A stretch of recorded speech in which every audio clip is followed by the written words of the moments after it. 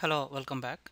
In the last video, we have seen that how we can use multiple load generators so that we can scale the load generation process. All right, and this is a controller, and then we have three load generators.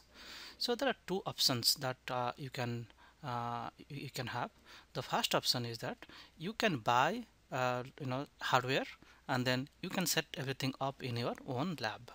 Okay, so and other option is that instead of buying hardware, you can rent hardware from different cloud providers like Amazon, Rackspace.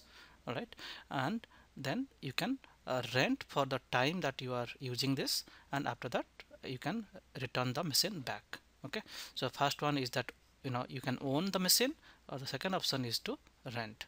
Okay, and given that less amount of money is required to rent, and the renting can happen maybe almost starting from free to maybe a couple of dollars per hour.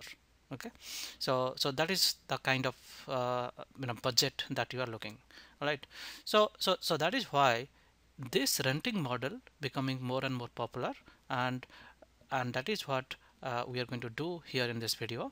We are going to look at a particular cloud provider called Amazon Web Services, and we'll see how LoadRunner 12, okay, how LoadRunner 12 is integrated with Amazon Web Services to provide load generator.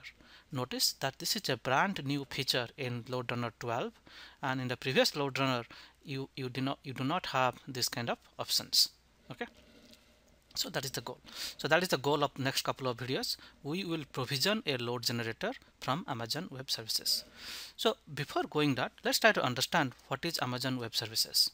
Okay, so Amazon Web Services, the way that you go to amazon.com to buy clothes, books, similarly you can go to Amazon Web Services to rent computer, okay, to rent infrastructure. Okay, I'm going to show you how to do that.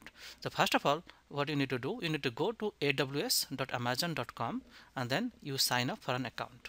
Okay, so the step one is sign up AWS. Okay, and once I sign up AWS, I will log in, and I have already have an account. Okay, and this is the like once you log in, this is the portal that you are going to go. So this is basically what you're seeing, a dashboard of different services. Okay, like starting from EC2 to S3 to various different services. Okay, what we are interested here in is EC2, okay, which is called Amazon Elastic Compute Cloud. Okay, and let me tell you, so what this EC2 does, EC2 provides us ability to rent a machine from Amazon AWS. All right, and let me show you how to do that. So you go to EC2 services, and this is the EC2 services. Okay, and then you say launch instance. Okay, and here, like there are a couple of steps, like 1 2 3 4 5 6, and in 7 steps you can rent a machine from AWS. So first step is choose an machine, Amazon machine image. So what is an AMI? So AMI is a virtual appliance. Okay, so this AMI is a virtual appliance, and already, like for example, there are different types of AMIs. Like for example, here it says that this is the AMI number, and it says that if you choose this, then the resultant hardware, that whatever you're going to get, will have Amazon Linux installed. If you choose this AMI, is going to have Red Hat Linux 6.4. Similarly, down below somewhere you can also get Windows machines. Okay, so the step one to create a EC2 instance is to choose an AMI. Okay, so let's choose an AMI, choosing Windows AMI, and next step it is going to say what kind of instances you need. That means, like if say for example, if you choose micro instances, so it is going to have only one CPU. Okay, so one CPU, one virtual CPU, and the name of that instance is called t1.micro. Okay, and it has 613 megabyte of RAM. Similarly, if you go to other options, so you can see there are different kinds of things, starting from in the medium, in the general purpose, we have up to 26, sorry, up to 8 virtual CPU and 30 gigabyte. And if you see the compute optimized, you can see there are up to 16 core. Okay, up to 16 core we have the machines. Okay, so basically what the point here is that you can choose what machine you want to have.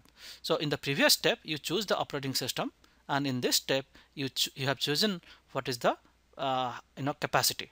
Okay, then next is how many instances you need. You need a one machine, you need 4 machine or 5 machine. So that is what you have to say here. And also you can give some other parameters, and all these parameters important, and I think you should basically look at the the help here. Okay, but for the case that I am doing, it's not so important. Okay, and then in the next step you can add storage, right? So like how many, what kind of, how many gigabyte that you need. You probably going to add 30 gigabyte. Okay, and then in the next you give a name for this thing. Let's say my test load generator. Okay, and next you have to configure the security group. So let me tell you what is this concept is. So let's say, for example, you have a machine. Let's say this is the machine that you have, right? And let's say for simplicity this is a Linux machine. Okay, and this machine is behind a firewall, right? And this is the Amazon network. Okay, so this is the Amazon network, and let's say you have another machine, and say this is your laptop. Okay, so this is your laptop, and this laptop is somewhere else, but however all of this, this Linux and this laptop, they're all connected on the internet. So you like to connect to this Linux machine. Okay, notice that in Linux there is a SSH server. Okay, so to connect to this Linux server using SSH, I need to connect to port 28. But see what is happening. We have a firewall in front, right? This firewall won't allow you to get in. So basically what you can do, you can say to your system, in the system, that open this port 22 for everybody. If you do that, then anybody can potentially connect to this machine using port number 22. But notice that this another port, something 7777, then still this 777 is blocked because we are not opening it. And to do that, whatever I show you, you can do these things by a concept called security group. So here there is a Windows machine we choose, so therefore it is opening the RDP protocol, that is port number 3389 is open to anywhere. That means if you give the 0.0.0/0, that means anywhere.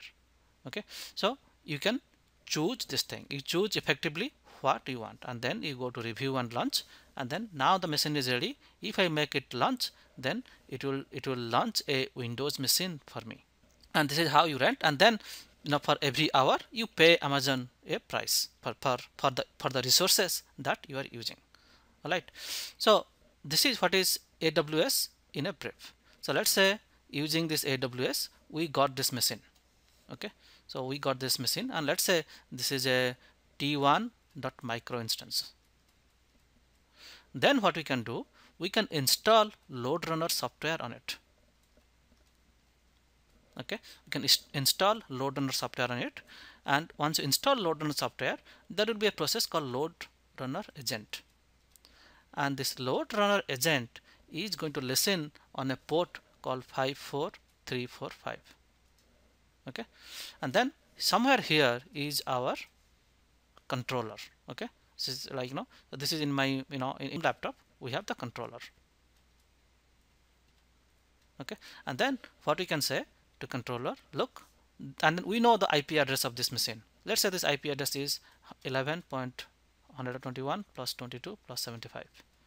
Then what we can do in the controller, right?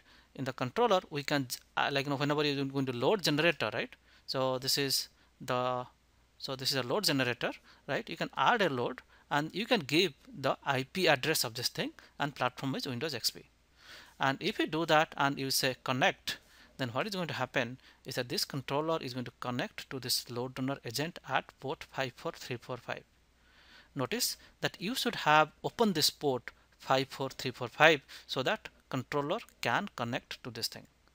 Okay, and once the controller can connect this thing, then this can participate as a load generator for the controller. Similarly, you can have multiple machines and so on. Okay, so this is the idea. The idea is to rent a machine from Amazon AWS. So use it as a load generator. Okay, so this is the idea. And then what load runner does, what load runner 12 does, that it automate all this process.